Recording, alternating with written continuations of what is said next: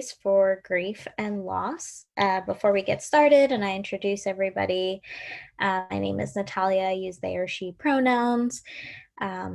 And I'm part of the National Harm Reduction Coalition, and I'll be facilitating a little bit today, part of the discussion. And I just wanted to introduce my coworker, Dana, who will be helping with tech. Hi, yeah. My name is Dana. I like the pronouns she and her, and yeah, I'm excited to be here.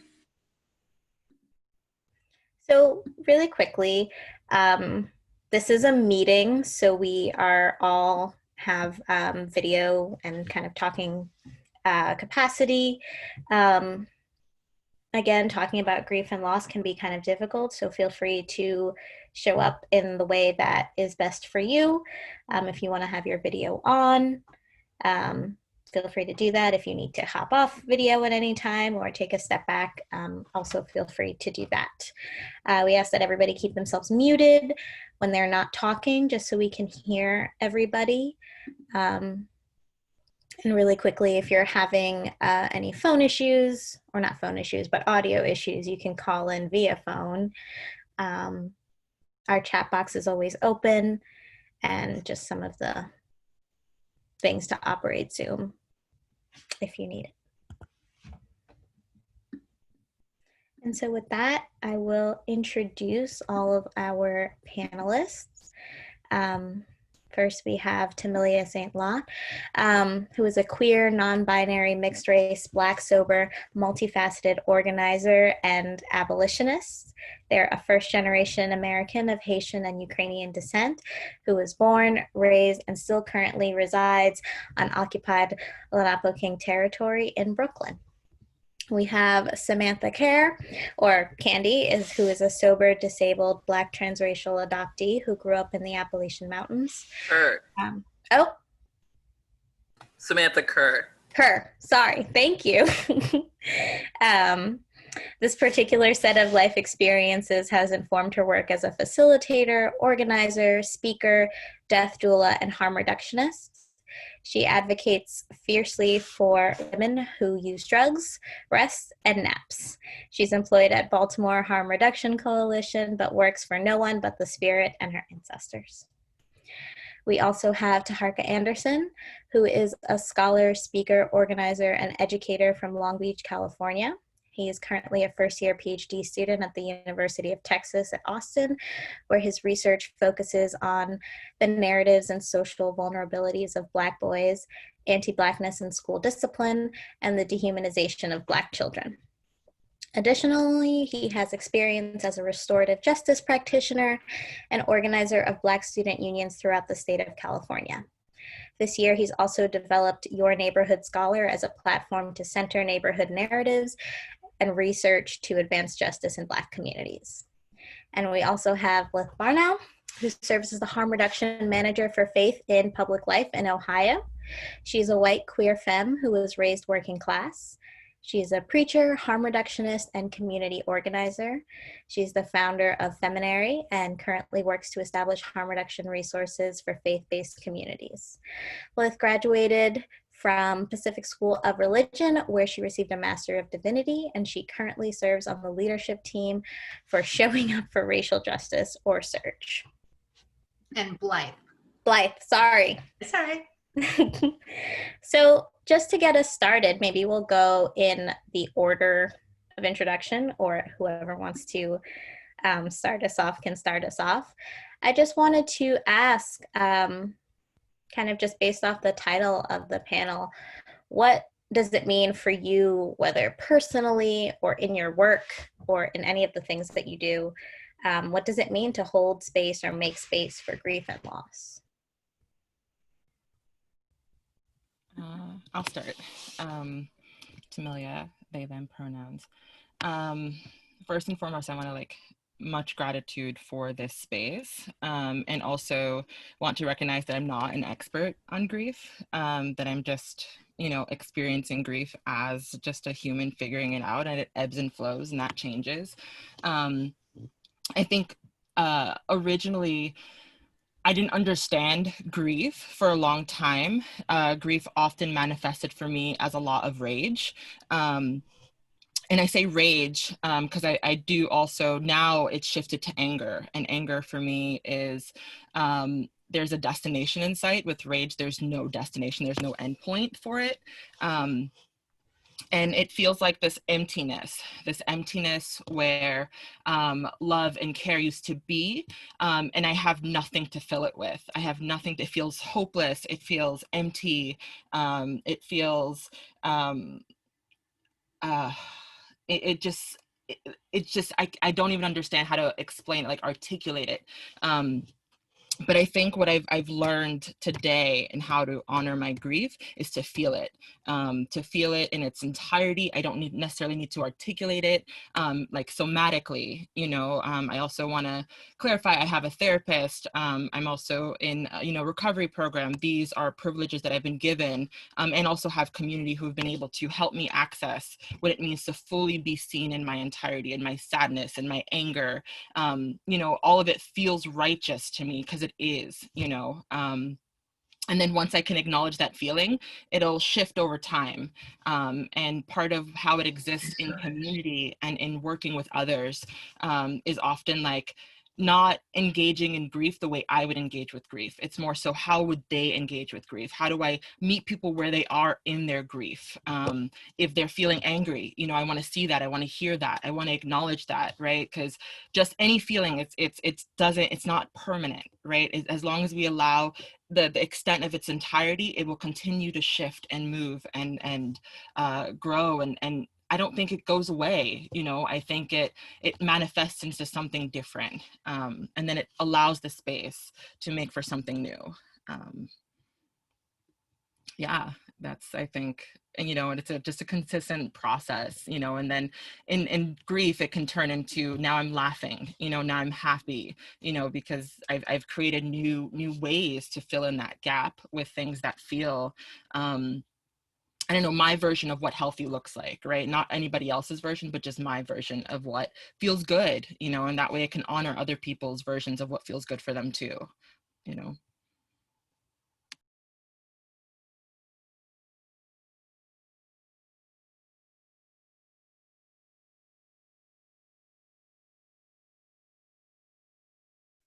I'll jump in. I think for me, if I'm honest, grief is what brought me to harm reduction work. It was the experience of losing a lot of people that I love and being desperate for a new way. And it wasn't something that I necessarily came to easily. I was really lucky to have mentors, particularly Maria at NHRC, who loved me enough to hold me past the rage, because I also had a lot of rage I was coming in with. And it wasn't focused in any which way. It was just kind of indiscriminate rage. So grief brought me to the work, and, or I'll say untended grief brought me to the work. And now I see as central to the work, tending to my grief. And I live in Ohio. I just moved to even a more rural part of Ohio. People are really struggling. Harm reduction as a concept is still somewhat new, or harm reduction as a movement. That understanding is new and growing in the state. And a lot of folks that I'm talking with are grieving, and grieving in a way that they have not had anybody to care for them or respect them in their grief. And so it comes up as some of those like brick walls that we hit in organizing sometimes. So it's just like folks can go no further until their grief is given the respect that it deserves. I'm also a minister and pursuing ordination, and went through seminary, and am queer, and ritual has been an important part of all of those communities that I'm part of. And that's part of how I hold space for my own grief. And I think, it's really easy and makes good sense to be overwhelmed by grief in this moment and many moments. And what I had come to find is I just don't have time to sit down and have an on purpose grief process for everything that I'm grieving, because there is too much. And so ritual helps create a container for me. And it's a place where I can know that my grief is being respected, even if it can't be forefront in my mind, because I have work or I have family or I have whatever. And those rituals have looked like a lot of different ways. You know, sometimes it's you know, having an altar practice. Sometimes it's putting something important in my bra, you know, whether it's a crystal or it's a note to myself, or it's something that somebody I loved touched or was important to them. And, you know, I tuck it in and carry it with me through the day, knowing that there is some way that is being honored. And yeah, I can talk more about ritual another time. There's lots of different ways that I have made that happen, but it's really tending to like what's elemental about the feelings has been important. So things like water and dirt and salt and, you know, shit that you find in your kitchen. How do you do something on purpose with that is meaningful to you, that can help hold the enormity of what's being processed, no matter where you are or what you have to do that day. So that's been my practice and part of what I try to offer to the larger movement kind of space. I'll hop in next. I think for me, with much of my work being with young people, processing grief has looked a variety of ways with young people, let's say, leaving traditional schools and having to come into a continuation high school. So they're leaving behind some of their closest friends and some of their closest relationships with young people, dealing with parents or family members or friends being incarcerated, right? Or losing them to community violence that happens as a result of a lack of resources. I think one of the ways I've helped them deal with grief and loss and process through that is just witnessing to their humanity as young people. And when they would walk onto campus, sidestepping what the school is most interested in is how well you do on your test, right?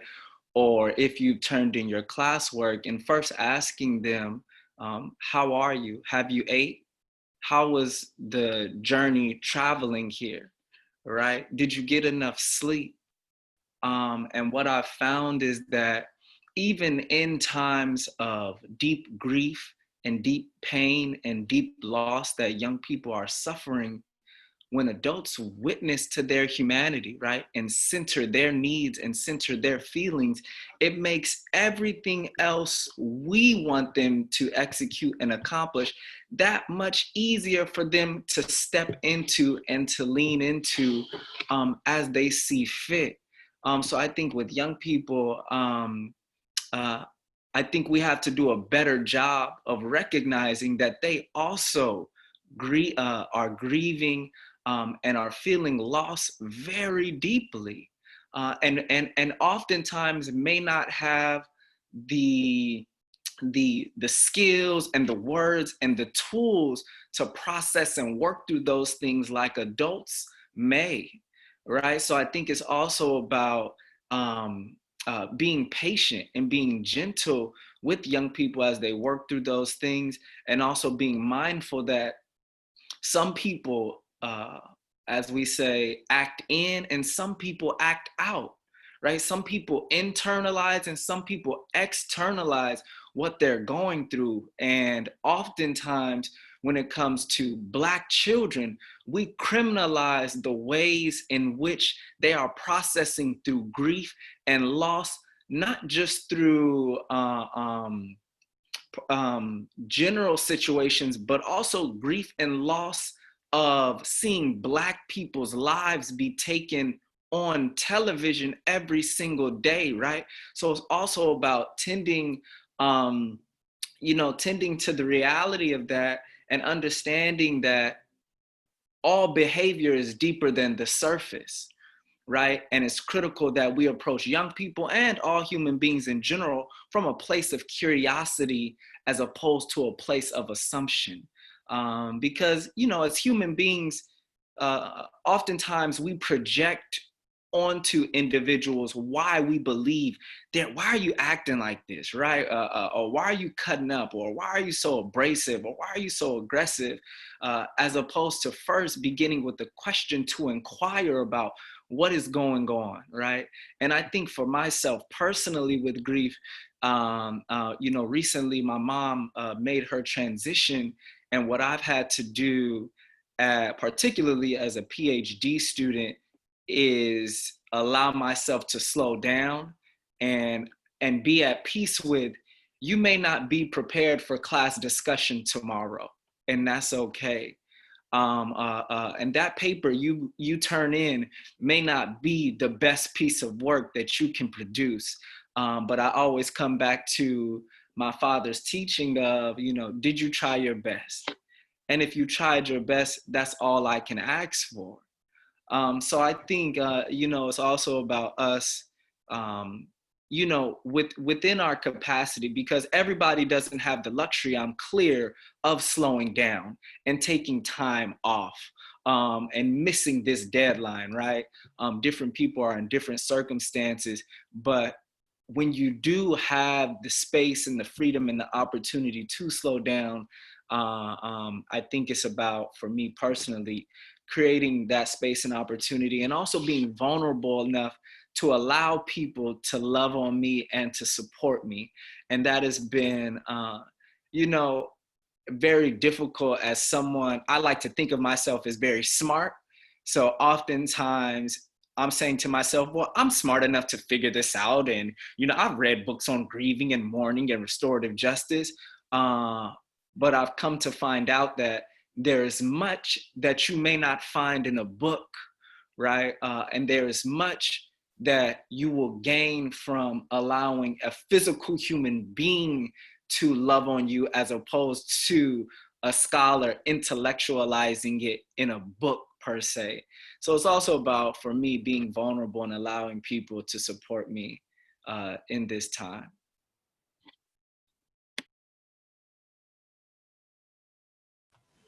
I forgot the question. Just like straight up.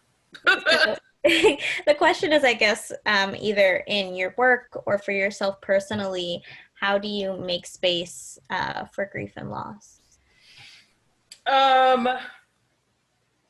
Yeah, that's a great question. I think that it makes space for me.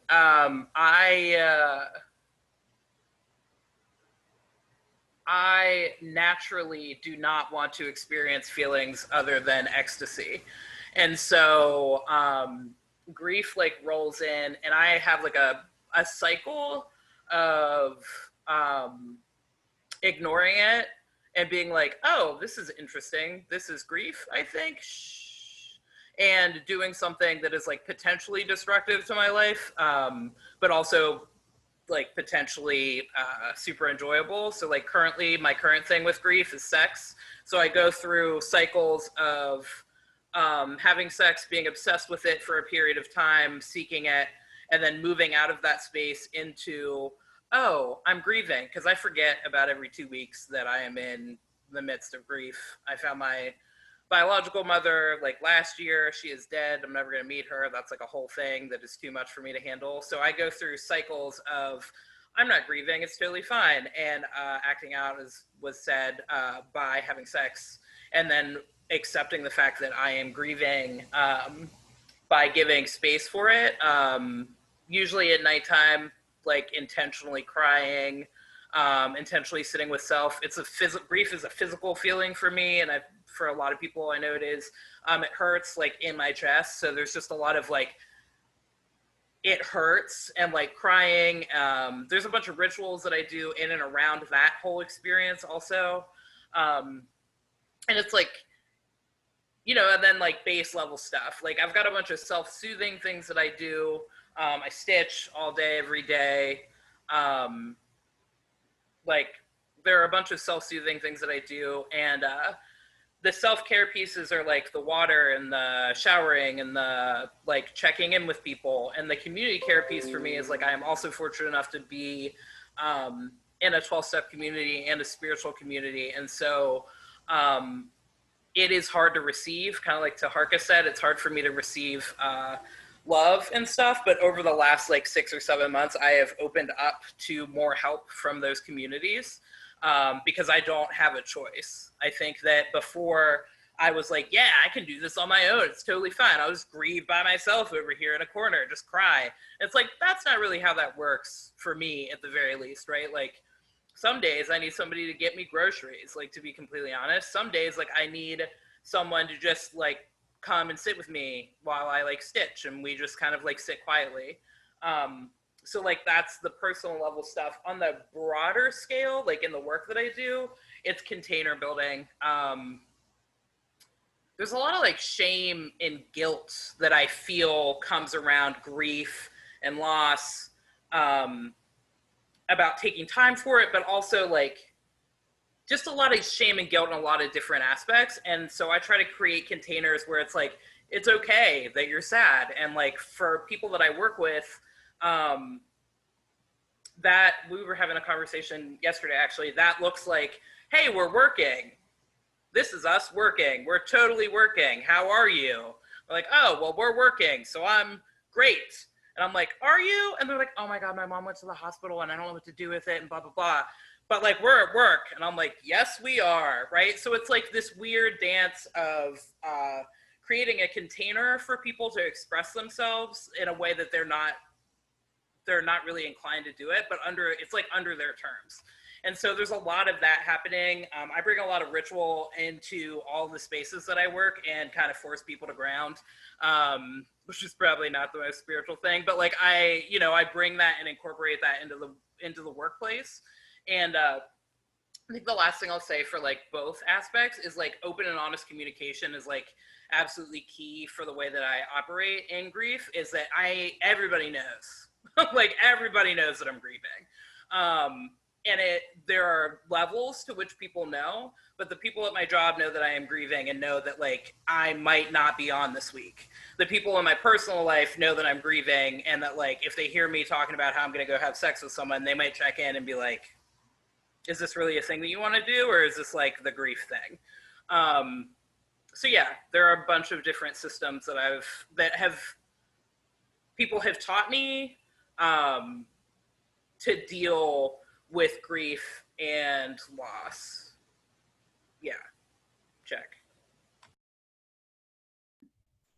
So one thing that I wanted to ask kind of about, which I think both Blyth and Taharka mentioned, before COVID, we kind of, in harm reduction at least, were working under this, huge overdose crisis that isn't being talked about in really dynamic ways. And now that we have COVID-19, we have kind of this renewed hyper visual or hyper like visible police brutality that's really kind of, not that it wasn't happening, but now is really hyper visible. So we're kind of grieving many types of losses. We have people who are in isolation. Taharka mentioned kids in school being away from their community and their friends. And so, how do we make space for kind of, sometimes we get into this place where there's so many losses and so many things to grieve that there's this like grief competition, or feeling like grieving one thing is not as valuable as grieving another thing, or just having to make space for so many levels of loss, even for one person. So I kind of just wanted to hear folks maybe just talk about ways that they navigate that, or ways that they've seen other folks navigate that. I think this is a really good question. I've been thinking a lot about it in the beginning of when we were told quarantine, my first thought, especially within recovery community, right? Like, how do we make, like, you know, the thing I was always told was like isolation is where a lot of the you know, the things are contained when there's not people around to just be there and support you in whatever way that looks like for you. It's like, how, you know, how do we get people access to community? How do we get, you know, folks who may not be tech savvy onto the Zoom, so that way they can be a part of a space with other people? How do we get, right, like when we think of safer drug use, right? How do we get folks their stuff, their harm reduction, you know, tools, right? Safer needles, right? How do we get them cleaned when we have now COVID precautions, you know, in regards to access, right? When how do we you know, I think a lot of the grief is not necessarily dictating it, but more so, how do we open up so many different tools and options so people now have a way that they can autonomously choose what works best for them in that moment. Just like make the options accessible, right? Make the you know, I've seen a lot of just to see community, you know, because like Nathalia, like you said, it wasn't, you know, talked about in mainstream community. It was almost, right, the dehumanization of people and their right to choose how they're gonna grieve through this process, right? And the lack of options available for people to utilize, right? And I think a big part of it is just, you know, I think a lot of grief is wanting to be seen and heard, right? And if we're not in a space or facilitating a space or creating a space where people can feel heard and seen in whatever way that looks like for them, it just creates this cycle that feels like you can't get out of it, you know? And yeah, I think it's still a work in progress, but I think that's part of just a lot, like, how can we just facilitate a space where everyone can just have the options that were available pre-COVID, with the precautions that COVID takes, and talk about the frustrations around it, talk about, you know, the not feeling seen or not feeling heard, or, you know, how do we get someone on the phone, right, when someone is choosing to use, right, and just say, hey, here are the numbers, the safety numbers, if there's a possible overdose, right? Like, how do we, like, when you're not able to be with the person next to you, you know, and there's and knowing, you know, there was a lot of folks who were by themselves and had died, you know, and people didn't notice.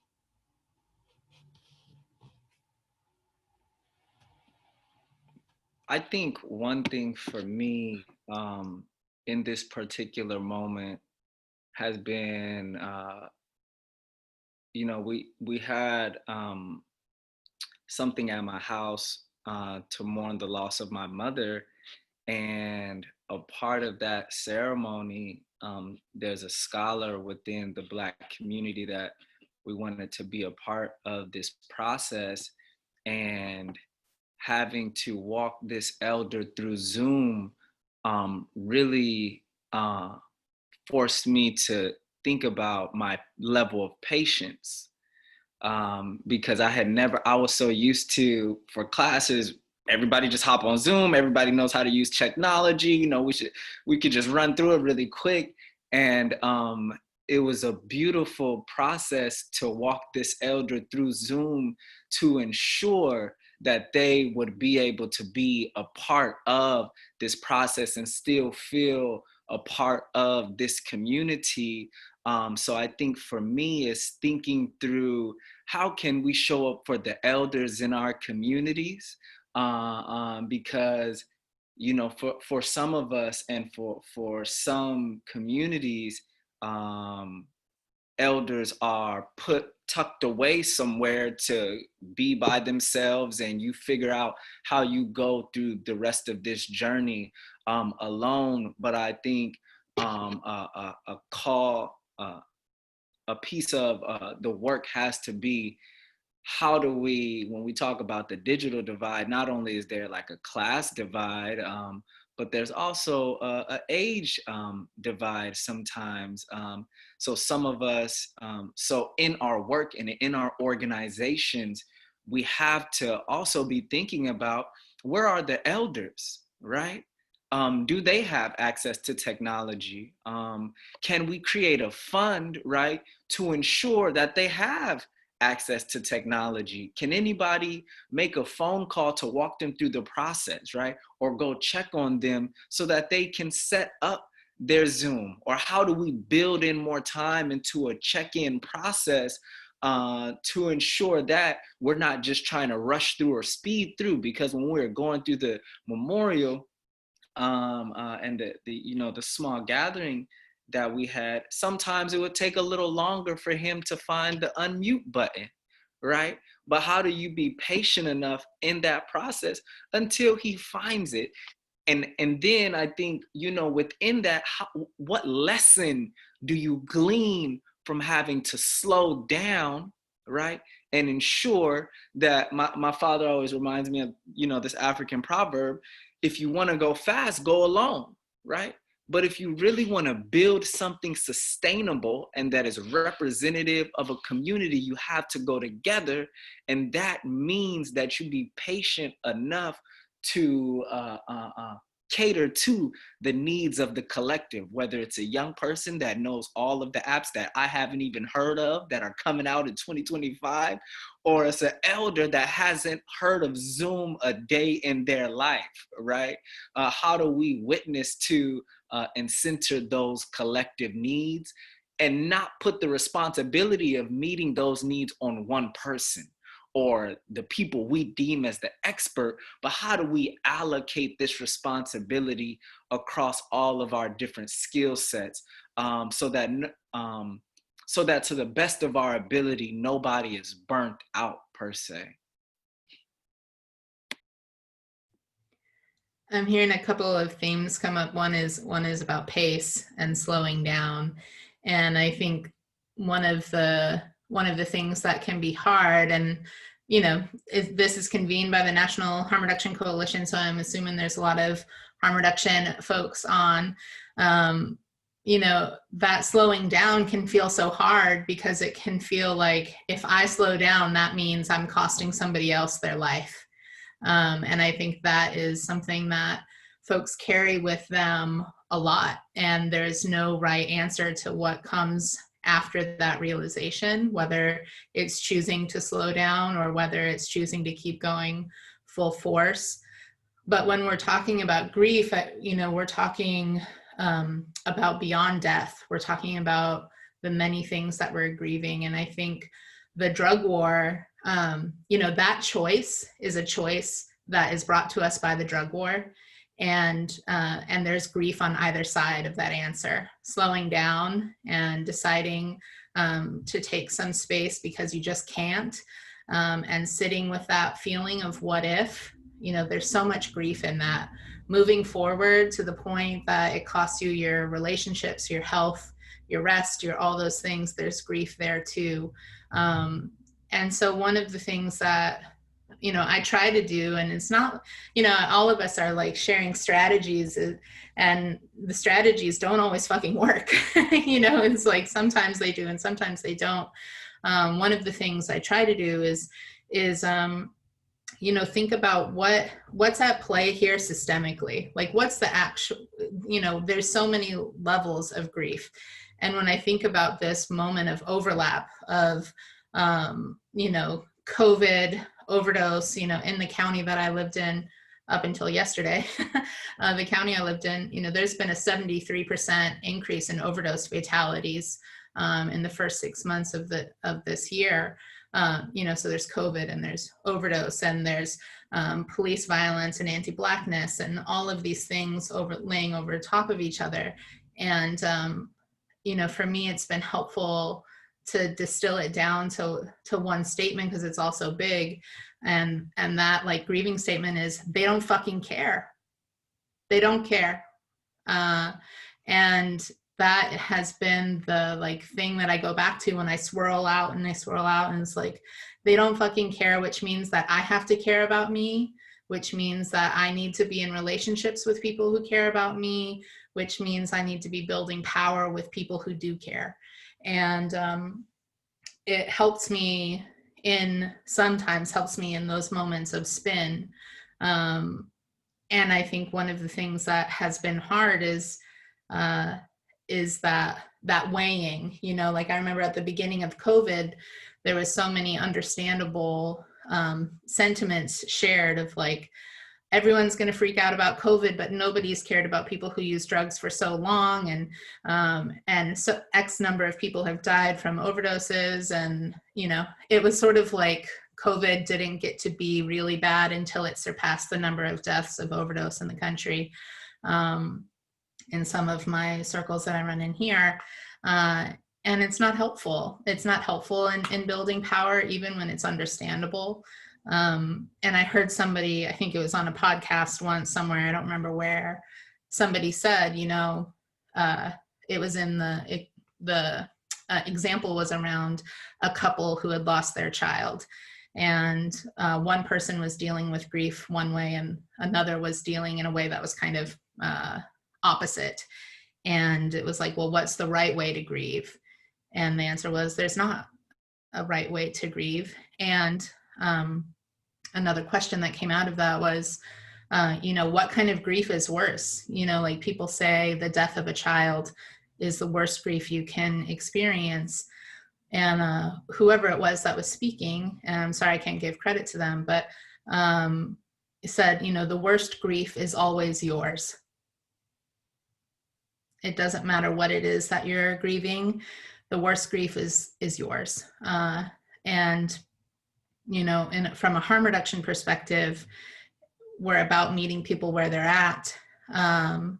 And so it means whatever is up in that moment is the grief that gets tended to in that moment. And that may shift and change. And, there's no hierarchy of grief. It's just what's there in the moment. Yeah. Will you say it again? The question. Of course.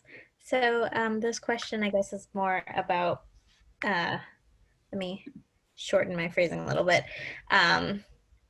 Considering both the overdose crisis and COVID-19 and all of these different types of losses, loss of jobs, loss of community that people are grieving or experiencing, how do you kind of make sense or make space for those different layers and levels of grief? Cool. Thank you. So if I don't take care of myself, then I don't have the ability to take care of anybody else, and which is not unique to me. But I have a bunch of disabilities that make that very, very real, which I did not figure out until I got sober.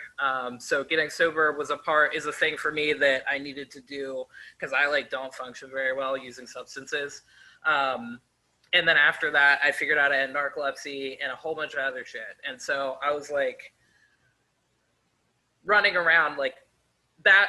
I mean, the entire process of figuring out all of that stuff, I grieved Jack Daniels, I grieved what I thought was me being normal, I grieved the loss of bodily autonomy that I thought that I have. The one that I think of the most, that I dream about the most, is the loss of driving. I can't drive because I fall asleep. So I have dreams about that all the time. That's one of my all-time favorite things, and I can't do it anymore. It makes me very sad.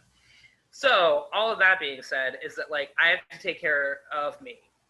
And so I frequently have to remember that I am grieving, or be reminded that I am grieving and I am dealing with loss. And it's I'm still pretty black and white thinking. Although that opens up very, if anytime we talk about race, I'm oh, there's so many colors in here that I could talk about. There's so much nuance. But whenever it comes to grief, it's small scale, large scale. Small scale, what can I be doing right now? Because the reality is the reality for me at the very least is that I can only do what I can do, and the only thing that I can do is take care of myself and try to be of service to my community. And like, I like to build my community more and more and more because I love community. And I think that I very much agree with what Taharka said about like, if you want to do it fast, go alone, but we want to bring everybody, community, which is paraphrasing and messing that up, sorry. But like, I love that. And for me at this point in time, like that is big picture thinking, right? Like that's like big thinking. That's like burn down the tower, burn down the establishment. Nobody, I'm not voting for anybody for president because there it is over. Like that's like big world thinking for me. And so like differentiating those two helps me to operate different levels of like grief and loss. Like separating those things. And like, it's not super easy to separate those things all the time. Like, especially whenever I'm on social media and I see another Black body being destroyed by the state. And, you know, like that stuff isn't super easy for me to separate. But at the same time, like I can't think about all the lives I'm not saving whenever I'm saving a fuck ton of lives. You know what I mean? Like I just can't, I don't have capacity for that. Kind of also what Taharka said, like I'm doing the best that I can do and I'm like following orders from my ancestors in the spirit and like what I can do, I can do. And I can dream big and prepare for the fall of capitalism and white supremacy and all the other things, which I do in smaller community, right? Like I am preparing for that in smaller community. And when we are in that smaller community, we give each other the space to grieve and the space, like the acceptance. Cause I think that a lot of this is like, for me, a lot of this is like acceptance that we are grieving. Like I'm like, does anybody, like, what is happening right now? Do you know what I mean? Like people are like just living, they're going like, oh, I can't wait to get back to normal life. And I'm like, you're already living as if this were normal. Like this was pre-COVID. Like, what are you doing? Like, am I being gaslit here? Like, what is happening? Like, no. Like, it's okay that we are not living normally. Breathe it in.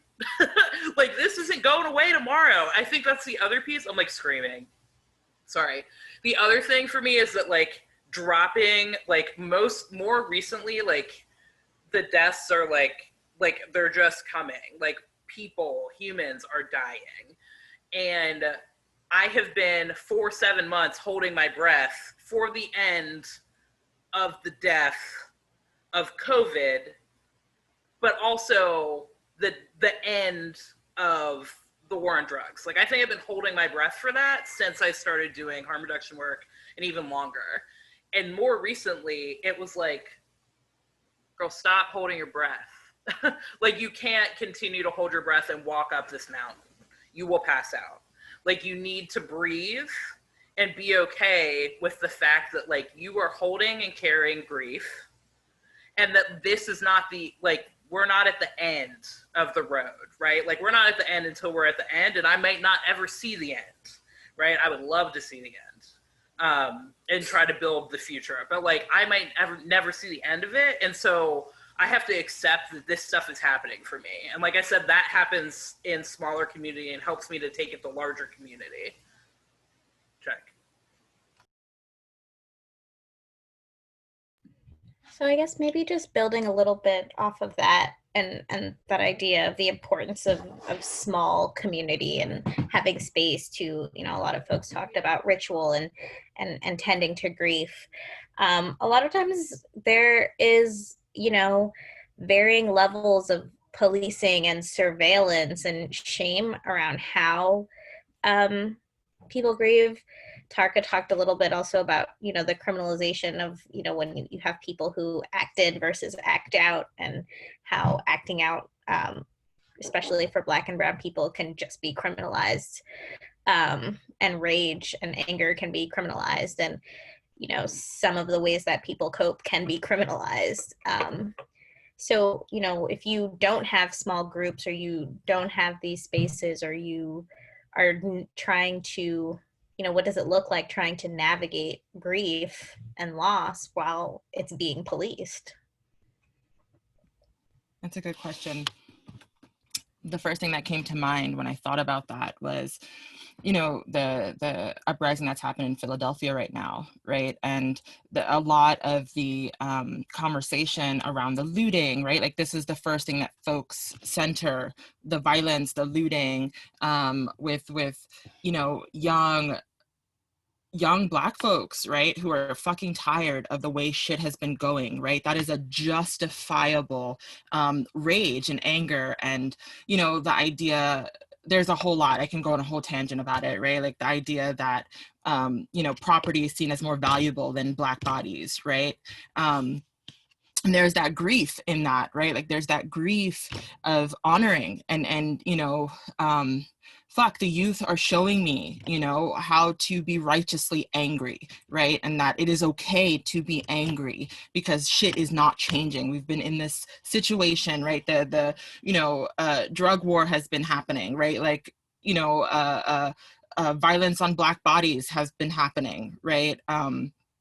There is no proper way to grieve it, or there's no appropriate way to grieve it.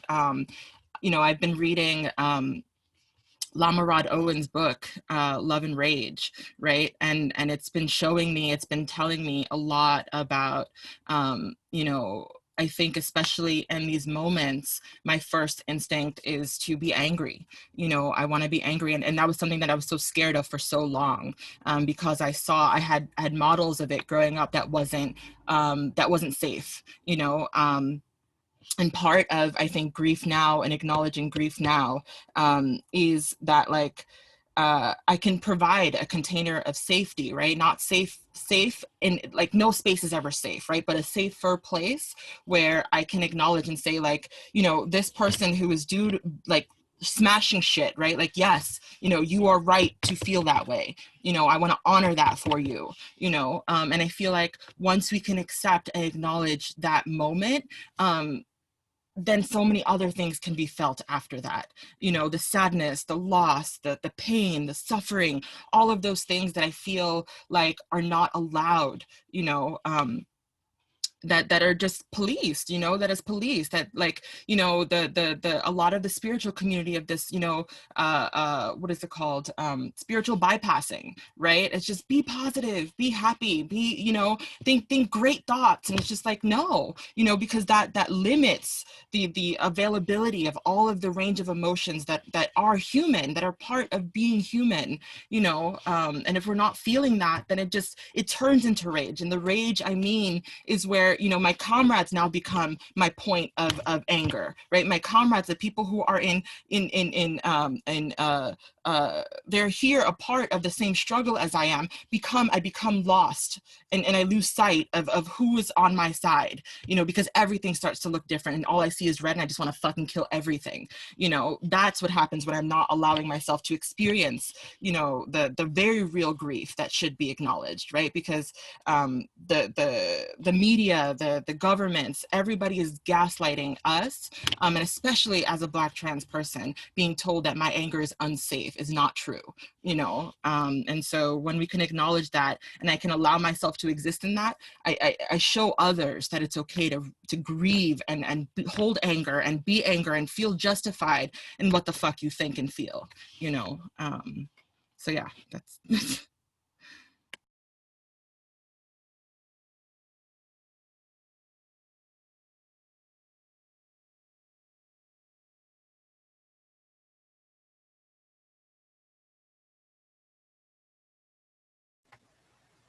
I'll piggyback off of some of the things that Tamilia said.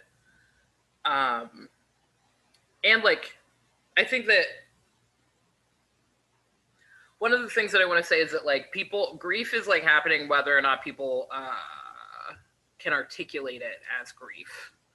And people are experiencing it whether or not they can articulate it as grief. I think that I have privilege in a lot of different ways in which I can articulate my grief in a pretty white way. Like, I can say words well sometimes. and that's a privilege. Like being able to express myself through words and language is a privilege, and not everybody has that. A lot of people don't have that, and so grief is coming out in ways that are being criminalized. And one of the ways that I try to help with that is kind of like what I was hearing was like this grief and this fucking shame. Like I think that I've really been thinking about grief and shame on a like large level, and how we are continuously being pressured every second of every day to like conform to whatever the overculture is telling us to conform to. Like right now, you better vote. And I'm like, I am Black. If you come at me with this whole your ancestors, I don't want to hear it. I will decide if I want to vote or not. Like don't fucking tell me what to do. But it's similar with grief, right? Like people be like, don't loot, don't hit this, don't do that, blah, blah, blah. Like that's the grief language that people have. Like not everybody, but everybody grieves differently. And I think it's very important for me to remember that. Like I went to a funeral. Oh my goodness. My grandmother passed, and we went to the funeral, and my mother is like the most adorable, like 4'9", like white lady. She's like 100 pounds soaking wet. Adorable. She was the most rageful, resentful, vibrating ball of anger during this entire process. And people were like cycling out. They're like, we're going to try to get her to take a walk.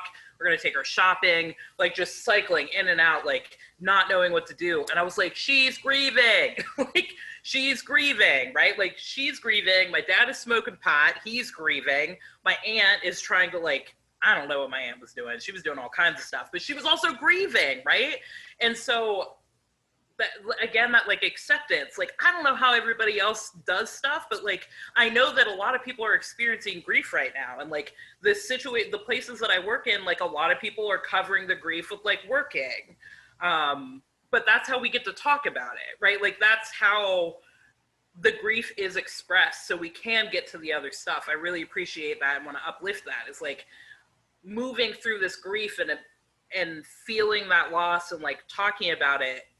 Like we get to do that under the auspices of work, because that's how they express that. And I just think that that's really important. It's a really important thing for me to remember on a regular basis, is that like, just because I can say I am grieving today because of, and this, and the grief that I feel, and blah, blah, blah, blah, blah, like whatever, like is not the same, like it's not everybody's experience and not everybody's language. And trying to give people the space to like do that, and like shut down anybody that is trying to shame that shit, because I am tired, and that is unacceptable. Check.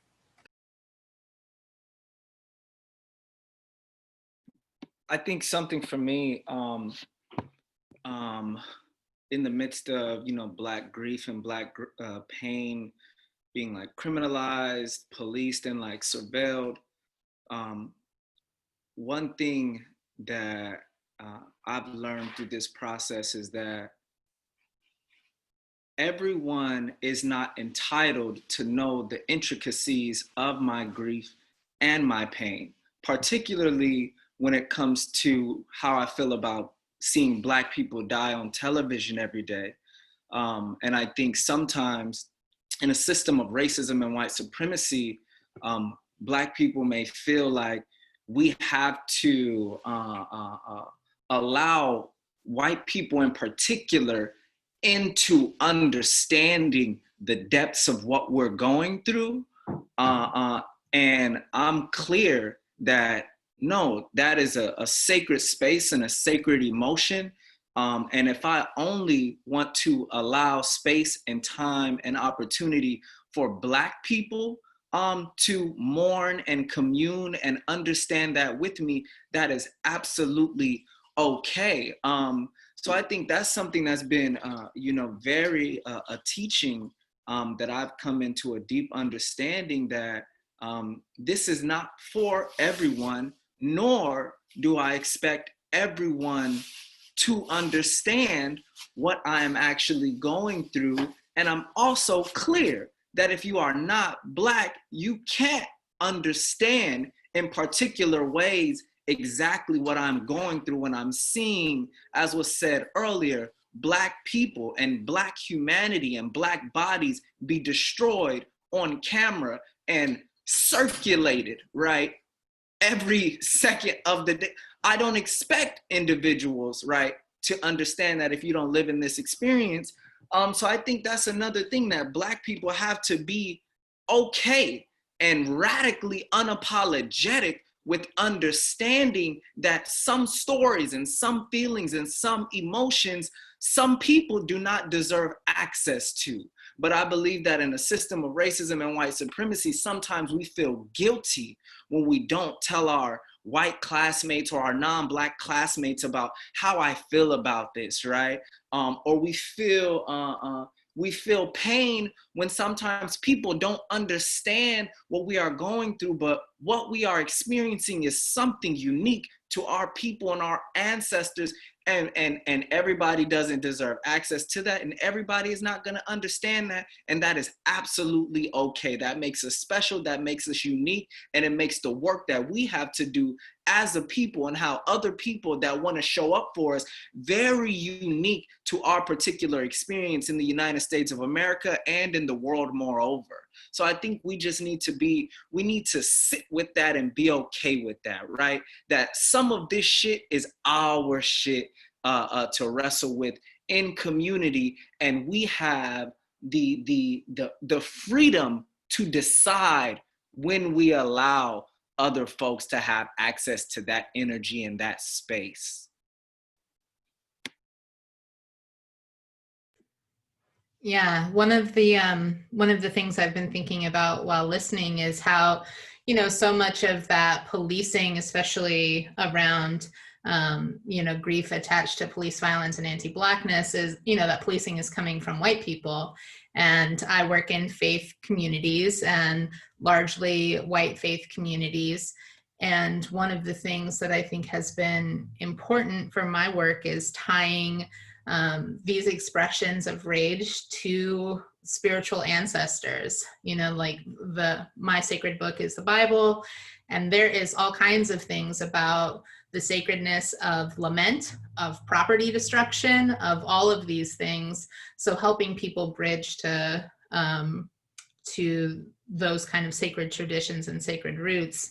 But also I think one of the things that it points to for me is, one, you know, white supremacy is flattening. It flattens everybody. And I see a lot of that policing that comes from white people in particular. It's, you know, the like subtext is, you don't get to grieve because I didn't get to grieve, you know, and that comes out in other ways in other spaces too. And I think it points to actually the importance of integrating grief work or acknowledgement of grief throughout our organizing tactics continuously, so that we build more muscle, more space, more practice in tending to that grief, so that we can help each other name it when it comes up. We can help clear the way for it when it needs space, because grief doesn't give a shit about what you have to do that day. You know, if it needs acknowledgement, it will be acknowledged one way or another. And part of tending to grief is making way for that. So I think it really, yeah, it just centralizes, or, you know, lifts up that it is part of our work, whether we want it to be or not, and making sure that we're naming it allows people a little more spaciousness when somebody else's grief is pushing up against either their own shit that they have to work on, or their own grief, or whatever. Yeah.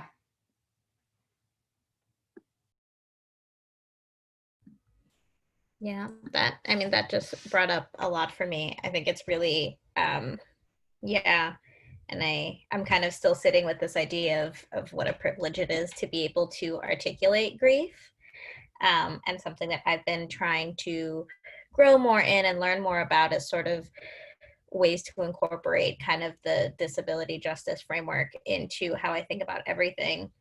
And so when I think about that, and I think about, you know, making that kind of time and space to hold grief, one thing that comes up for me, especially thinking about like grief and like when you're in a like caregiving field or kind of oriented in that way, is sometimes grief takes a long time. And there's like this pressure to get through it so you can get back to things. As somebody had mentioned before, especially when you're you know, someone's life could be on the line, or the work that you're doing, and that kind of pressure that comes from capitalism. Just generally, how do you go about like normalizing loss in a way that gives people time to grieve, and where do rest and vulnerability come into that?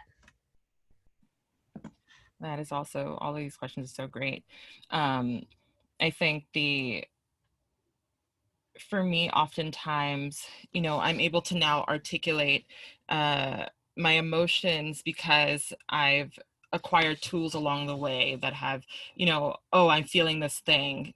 Okay, when I like am on the other side of grief, I can, go back and say, okay, these were the things, and it's kind of like a muscle memory, like relearning what these things feel like. And I think in regards to like when you add capitalism, when you add all of these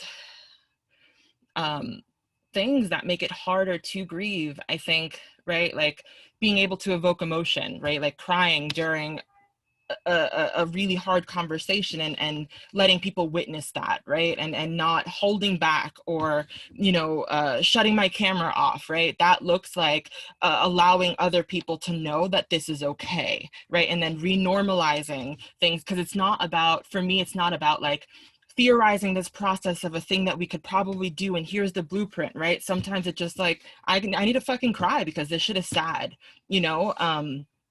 and I have the privilege of being able to take time off, right, and I sometimes still question, like, how do I still have a job, right, because I've had no choice but to, because I'm actually not going to be able to show up in a way, right, when I'm organizing with community. It's like, if I'm not taking space for myself, it is going to be a problem for me to be in the space, right, and it's actually going to cause more harm to interact with you all and trying to engage in struggle when I can't even acknowledge that something is happening, right. It looks like, having, Mia Mingus does the Bay Area Transformative Justice Community has pod systems, right? And so I've been fostering my pod, right? So it's like, hey, here are the things that are not, that are out of whack for me, right? Or not traditionally my habits, right? So it looked like, friends over time was just like, hey, do you need to eat right now, or especially white folks or non-Black folks who have been reaching out to me towards all of this happening, like, hey, how are you, what can I do for you? And it's like, remind me to drink water, remind me to eat some food, ask me, and it kind of encourages people that they can do it too. I hear a lot of people, especially in organizing, who preach all of these things, these wonderful things in community, but when it comes to being outside of that, don't know how to exist that way, and it doesn't make sense to me. It feels like a gaslighting, right? And so the only way that I can honor other people's emotions and honor their ability to know what they're doing is if I do that for myself, and say that this feels uncomfortable, but I'm going to still fucking do it, because the only way we can exist in this struggle, in whatever struggle it is if I honor those emotions for myself and be unapologetic about it, because it's not about my discomfort, it's your discomfort, and that's okay, and I think a lot about people who don't have access to this privilege, right? And it is a privilege to be able to do that and say that, and it's just having the conversations and fostering, how can we make safer spaces for people to acknowledge that they can do that too, and not have to worry about the risk of losing their job, or worry about these risks that they worry me, but I can't exist in this world if I'm not allowing myself to just move through whatever it looks like, and if I have a community of people who I know we can lean on each other, we'll figure it out together, right? That's part of my abolitionist practice. It's not contained in the space, right? It just means that, like, my decisions, my choices to move through grief is not a singular feeling, emotion, struggle, right? We all can do this together, and I'm allowed to grieve independently while also being a part of community that's going to foster my choice and my decisions, And hopefully, you know, I have no expectation in any of this, but hopefully it creates an environment where we can renormalize it, where we can, like, you know, build new somatic understandings of what it means to move through these processes and not have to ask for permission and just fucking do it. You know, like a child, you know, when they're sad and hungry, you know, they're not going to ask to like wait for this, right? It just means that they're going to have a tantrum in the middle of the fucking floor. And like, we need to honor that, right? And we need to make space for that and acknowledge that something is happening, and we need to show it, you know, the care and tend to it as it should be, you know. And being an adult doesn't change that, you know. We're just bigger versions of children, you know.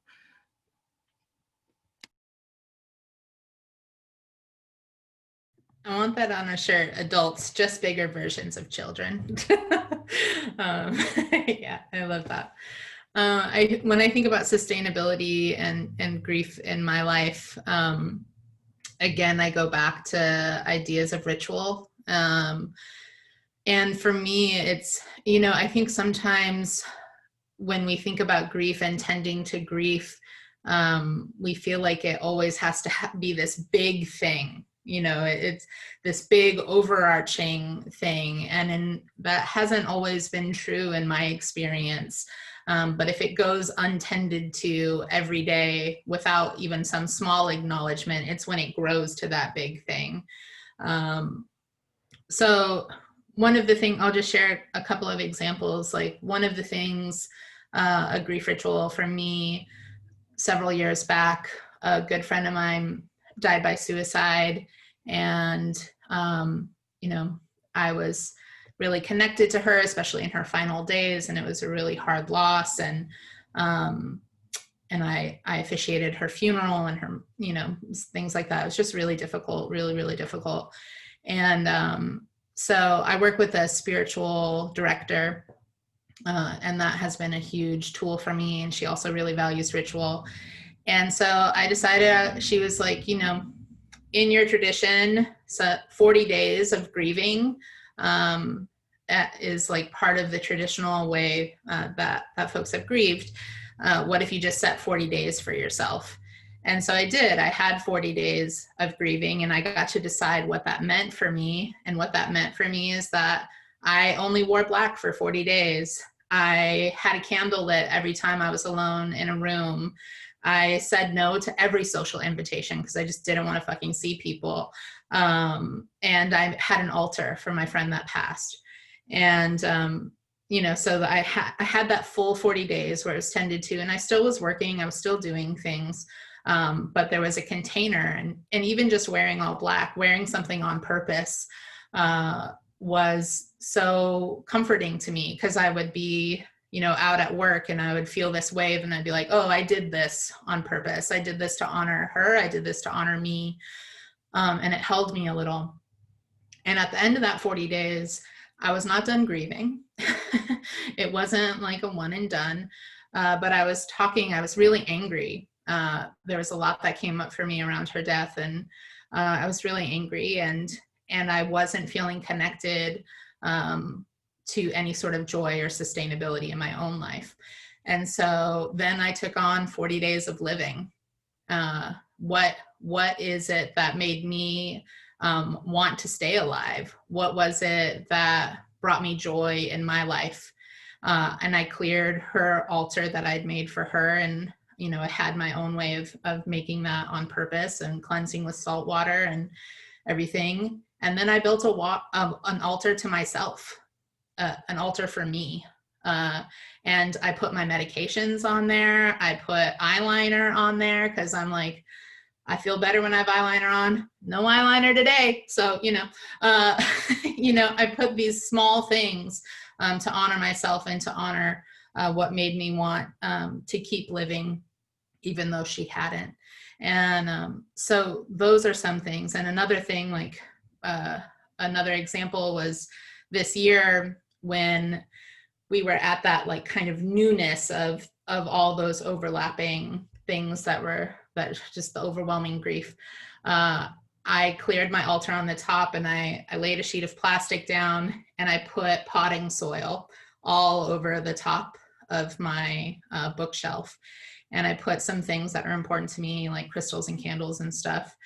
And one of the things that was echoing for me was this aloneness, you know, that people who were using drugs were alone and at risk, that people who had COVID couldn't be with their family and they were alone in the hospital, and all these people were dying alone and nobody was being buried properly, and what, you know, what is going to come next. And I was really focused on the lack of proper burial care and all of that. So I had, like, you know, these little grains of salt, and when something would come up, I would take a grain of salt and I would push it into the earth, and I let that either be a seed or a burial.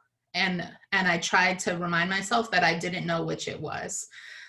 You know, if it was a tangible death, then it was a burial. And I have a compromised immune system, and I actually had COVID and was really ill. And so I couldn't leave my house. And so it was just this on purpose thing where it was like, okay, either this person is being buried well in this moment, or this grief is being buried and tended well, or, like, you know, I have a belief in God, and I was like, or God, just let it be a seed for what is to come. And I see that, you know, there's all this intense grief around police violence and anti-Blackness. And I also see all these seeds sprouting for, you know, decades and generations of work that has been laid. So that was one way. It was a small thing that was just on my bookshelf, and didn't take a lot of time to set up, and helped me tend it each day.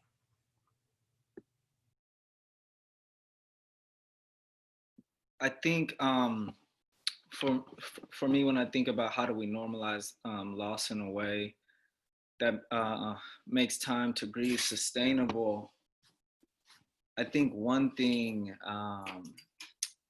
that's critical is that individuals that want to support people in those times not project their own spiritual or religious beliefs onto the individual who is grieving or mourning. Because for me personally, it's my spiritual beliefs that that frame for me how I'm going to grieve, or how I understand, for me in particular, the transition of my mother. So if I'm receiving, and I understand people know well, but if I'm receiving message after message after message that keeps saying, sorry for your loss, she's with the Lord now, I'm sorry she's not here anymore, I'm sorry she's not here, right? You're projecting onto me the way I understand what I'm particularly going through, right? So you have a perception, but I believe I can still communicate with my mother and with my ancestors through the spiritual realm. So I'm not as sad or grieving in a particular way, or in the way that you may think I am, right? Or you may think I want,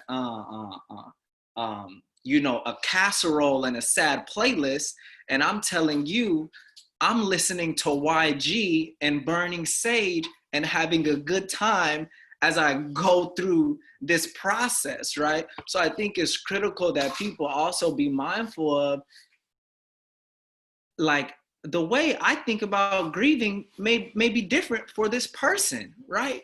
And this person may also be finding moments of joy and happiness, and may actually be finding motivation through grief and pain. And for me in particular, the way I think about my mom's transition is like, we're no longer separate entities, but we're now like the big Power Ranger at the end. And it's like your life force is now more deeply entrenched in me. So now on a very spiritual level, the way I approach my readings, the way I approach showing up for a community, the way I conceptualize freedom, it's like mom is using me, speaking through me, and teaching me, whether I'm talking to her on the phone or a text message, or now in the spiritual realm. So in as much as I'm sad and grieving, there's this unboundedness in terms of how I feel, in terms of my connection with my mother. And I think a lot of people aren't understanding that right now when they think about how they need to show up for Taharka, right? So as much as they may mean well, I think we also need to sidestep our ego and what we believe people need and how we believe people are processing through grief. Because I think sometimes the individuals who are processing the grief have a more sustainable plan of action, right? Or a more healthy or motivating plan of action than the individuals who believe I'm showing up for you. And that's something I've been personally experiencing, that I think a lot of people are confused around. Well, Taharka, are you sure you want to hop on that panel for grief and loss? Like, are you sure you still want to go to class? Are you sure you still want to go like do this guest lecture over Zoom? And I'm telling people, just like my mom, this work sustains me and keeps me from going into a deep abyss and, you know, not showering for multiple days. Like, this keeps me going, right? Doing this work that makes me happy, right? And I think, I think a critical piece is us decentering ourselves, right? I think one of the ironic things is that in the moment when people are grieving, I believe sometimes we have the least amount of control and consent over our space and our boundaries, and people that are not doing the grieving feel somewhat entitled to showing up for you, right? And sometimes or will bombard you with text message and phone calls, even though you've said, you know, I need some space, I need some time, I actually don't need anything from you right now, and I'm figuring this out, and I'll get back to you when I'm ready for that. So I think there's also a piece about consent, right, around allowing, also believing and trusting in the ability of people grieving and mourning and in pain to come into an understanding about what's best for them. That's very critical in these moments.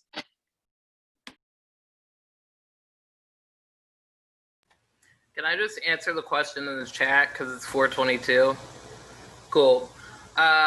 Elise Jorgensen asks, can anyone speak on numbness or lack of feeling anything during grief? That thought of, am I just okay now? Or is this going to show up later in an explosive way? Yeah, I was like, let me go ahead and answer that. Because I was given the information about my biological family in March, and found out that my mom was dead in March. And so I was like, yeah, I just pretended like everything was normal. I called my adoptive family that's like super supportive of that, told my mom, she like changed the subject. And I was like, cool, this isn't that big of a deal. Everything's fine. So I just pretended like I was fine for about a month. I didn't feel anything on the emotion tip, and I had heart palpitations that like sent me to the hospital. I was sleeping more than normal, which is already abnormal. I stopped like eating, and so yeah, emotionally I was like, yeah, everything's fine. Like, everything's fine. Like, can somebody remind me that I need to eat? Everything's fine. Everything's fine. Like, I need to drink water more. Can somebody help me? So like, this whole like past summer has been an exercise in breathing and like coming out of it. Like, whenever I was speaking earlier about it being cycles, is that I have cycles of numbness that I most recently just realized could also be me being content. There's questions about it. But I have these periods where I'm like numb to grief, and like something new will happen, because that's the nature of life, and the nature specifically of this time period is that something new comes up, and like I don't have a reaction that I would expect to have. And that's when I get scared. I'm like, oh, am I okay? Or is this gonna show up like at me crying during a Zoom meeting, which is like fine, right? Like during a Zoom meeting in which I am presenting, like like there have been times when that has happened, I'm just like streaming and like doing the thing, right? But like I like to know when that's coming. So yeah, I have had that experience, and like I said, like I'm in this cycle where when I feel okay, I usually also feel like it's okay for me to have sex with people, which is like, you know, it's okay for people to have sex, that's fine. It's a little much over here. So like I think that I'm not having feelings, but I'm trying to mask my feelings with other feelings is basically what happens for me in that span of time. And like I said, like I like come out of it and I'm like, oh man, like, oh man, like I am super sad and I have to deal with that. And then I forget like a week later and I go through the whole process again. So that's like what has been showing up for me in the last like 6 or 7 months. I've witnessed people go through different kinds of that like emotion thing, or like not having emotions about it and then it exploding places. When I was younger, that definitely happened all the time. I also want to say, Tamilia, I am a giant child. So I just want to put that out there. Like I am a child. Like I forget how old I am because I'm past 30 and like it doesn't matter. I am a giant child and I throw temper tantrums. Like it's not cute. I recognize it's not cute. I am very aware of that, but it does not mean that I don't stop. So on the like last question, I similarly model behavior. Like I just model the behavior to normalize all of the stuff. Like I'm a fucking brat. Like I normalize the fact that I am a brat by behaving that way because like it's just the reality of the situation. And like I normalize the fact that like I am grieving and I'm telling you about it because like I don't have another option. Like that's kind of what it looks like. I model vulnerability and I don't have an option but to model rest because my body literally stops operating. Like it's narcolepsy. It means I stop being conscious. And so like I model that by being in a meeting and telling people there's potential that I'm gonna fall asleep during this meeting. And they're like, ah, that's cute. And I'm like, give me like 20 minutes. And I'm snoring and they're like, oh my God, what happened? I'm like, I told you. But it's like the behavior is being modeled. There are times that I can catch it beforehand. I'm like, hey, I'm gonna go take a 20-minute nap. And people are like, cool, because they know like what's happening. And it also gives people, like people that I work with specifically, take naps now. Like good nap ministry, like out here friggin' telling us all to take naps. People I work with are taking naps now. It's great. We need to be taking naps. I mean, like if that's not your thing, it's not your thing. But like nap, you know what I mean? And so, yeah, I just want to say I model behavior all the time with my behavior, good and bad. And me being a child is not necessarily the best thing that has ever happened. It irritates a lot of people, but the reality is that's who I am. So I am a child and I also forget frequently that I like think that I'm okay when I am not okay.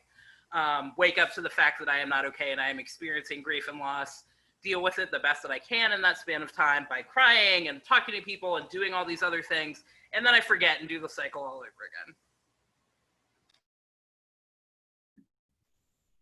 Thank you for that. And thank you, everybody. I know we're kind of at time. We have like 3-ish minutes left.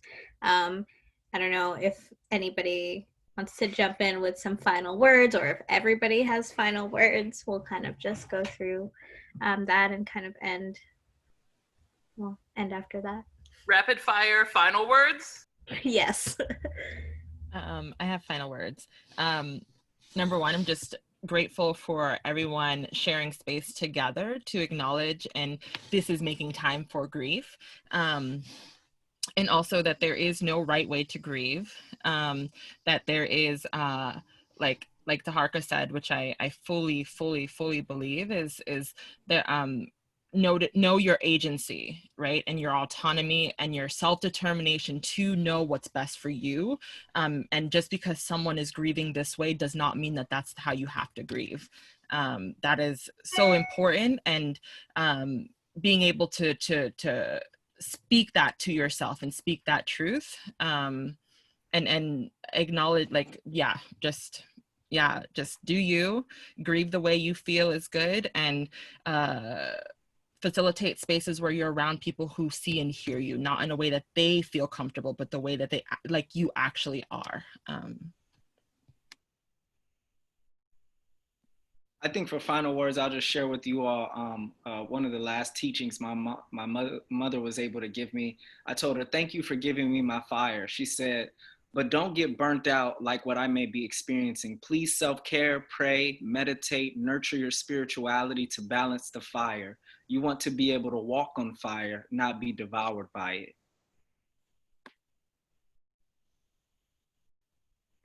Okay, my final words, I'm going to share somebody else's words because I think there's sometimes been this thing for me where I'm like, I don't have time to be sad. There's work to do, and sadness feels like the state is winning.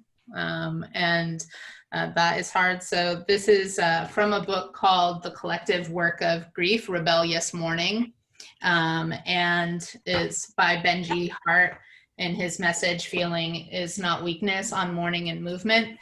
And he says this, he says, mourning is what I should do when people I love are taken from me. Experiencing hurt around the realities my people and I face is more than understandable. It shows that I have not given in, not accepted the current violent reality as inevitable, not forfeited belief in my own right to life. My sadness is proof of my love, and my love proves that I am driven by profound spiritual bonds to my people, past, present, and yet to come. Damn, y'all, spitting fire. Yeah, so my message is for Black people. The system that we live in was never made for us. So fuck the system and grieve in whatever way is appropriate for you and safe for you. And if they can't coexist in the same space, do whatever you feel is the best. For people, people that are not Black people, get your people and figure out how to grieve and figure out how to deal with loss in a way that doesn't involve killing more Black people.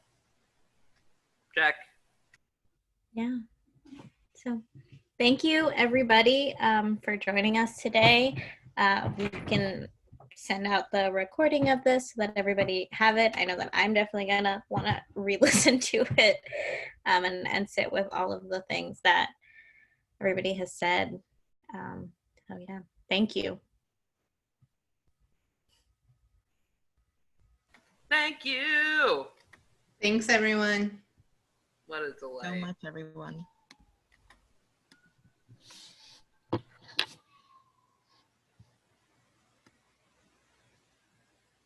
Run away.